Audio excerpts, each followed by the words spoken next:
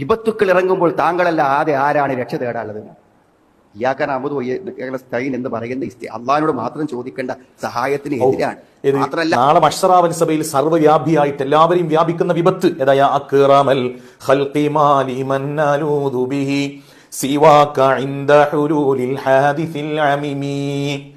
ആരോരും സഹായിക്കാനില്ലാതെ പ്രയാസപ്പെടുമ്പോൾ എല്ലാവരും ആദം നബി മുതൽ ഈസാ നബി അലൈഹിമുസ്സലാം വരെയുള്ള പ്രവാചകന്മാരിലേക്ക് പോകും, നബിമാരിലേക്ക് പോകും. അവർക്കൊന്നും സഹായിക്കാൻ കഴിയില്ല. അവരൊക്കെ റസൂലുള്ളാഹിലേക്ക് വരും.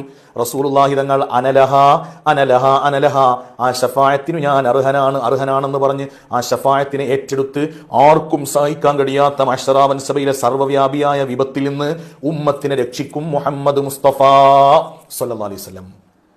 അത് ഞങ്ങളെ സംബന്ധിച്ച് ഞങ്ങളെ റസൂൽ അങ്ങനെ രക്ഷിക്കുന്നതാണ്. നിങ്ങൾ ഈ പറയുന്ന റസൂൽ അങ്ങനെ രക്ഷിക്കുമെന്ന് ഞങ്ങൾക്കറിയില്ല. നിങ്ങളെ വിശ്വാസം എന്താണെന്ന് ഞങ്ങൾക്ക് പറയാൻ കഴിയൂല. ഞങ്ങൾ റസൂൽ ഞങ്ങളെ രക്ഷിക്കുമെന്ന് വിശ്വസിക്കുന്നുണ്ട്. എന്താ പ്രശ്നമുള്ളത്? അപ്പോഴേക്ക് ശിർക്ക് വരുമോ?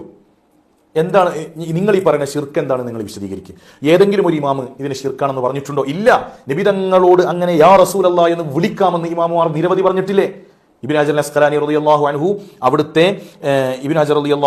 അവിടുത്തെ ഫത്ഹുൽ ബാരിയിൽ റവ ബിൻ അബീ ശൈബ ബിസ്നാദിൻ സ്വഹീഹിൻ എന്ന് പറഞ്ഞിട്ട് ബിലാൽ ബിൻ ഹാരിസ് മുസനി തങ്ങൾ റസൂലുള്ളാഹിന്റെ വഫാത്തിന് ശേഷം ഖബറിന്റെ മുമ്പിൽ വന്നിട്ട് യാ റസൂലല്ലാഹ് ഇസ്തസ്ഖി ലി ഉമ്മത്തിക എന്ന് പറഞ്ഞത് രേഖപ്പെടുത്തി.